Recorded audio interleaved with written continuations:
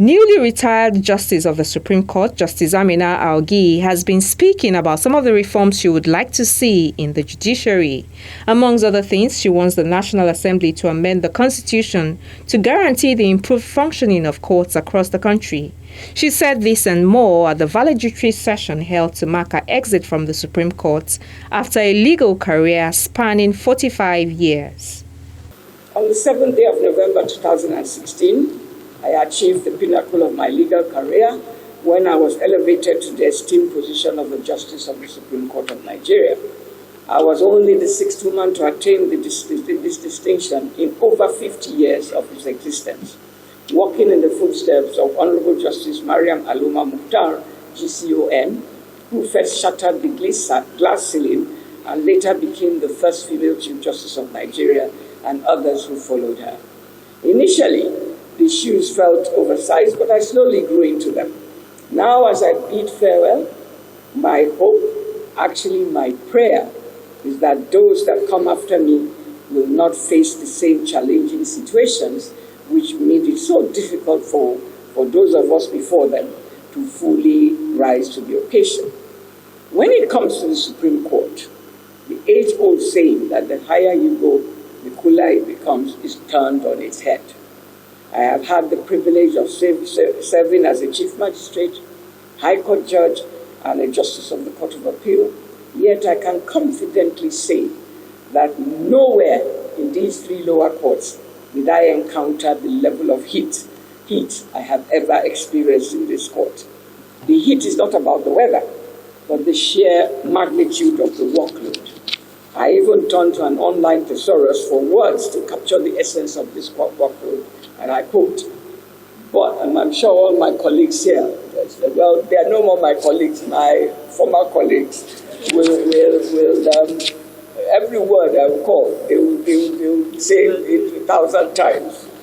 Burdensome, difficult, grievous, harsh, intolerable, laborious, onerous, oppressive, hard, severe, tedious, vexatious, and wearisome.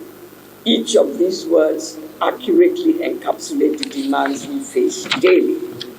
Sometimes we sit all day. All the SANs here, they can attest to that, but you know they leave early. So other lawyers can say sometimes we're here from 9 a.m. till 6 p.m. A Supreme Court.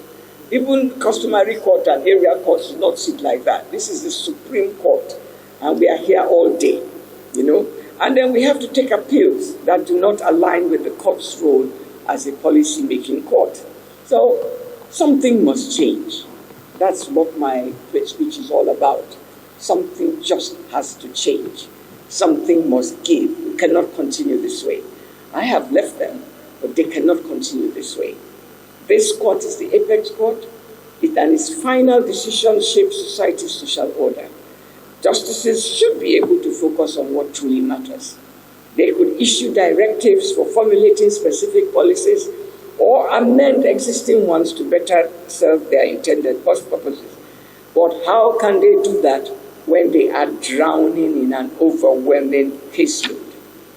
The only way forward, as highlighted by the Honorable Chief Justice of Nigeria, Honorable Justice Olukayode Ariwola, GCON, during the special session last year marking the commencement of the 2022-2023 legal year, is to amend the Constitution to restrict the circumstances under which appeals can reach this court. Like I said earlier, this marks the final instance where my voice will be heard in any court. And I wish to use this opportunity to directly address the 10th National Assembly through the distinguished Senate President, Senator Godswill Akpabio, who was once my student at the law school, Nigerian Law School. I had the privilege of teaching him evidence, and I trust that he learned it well.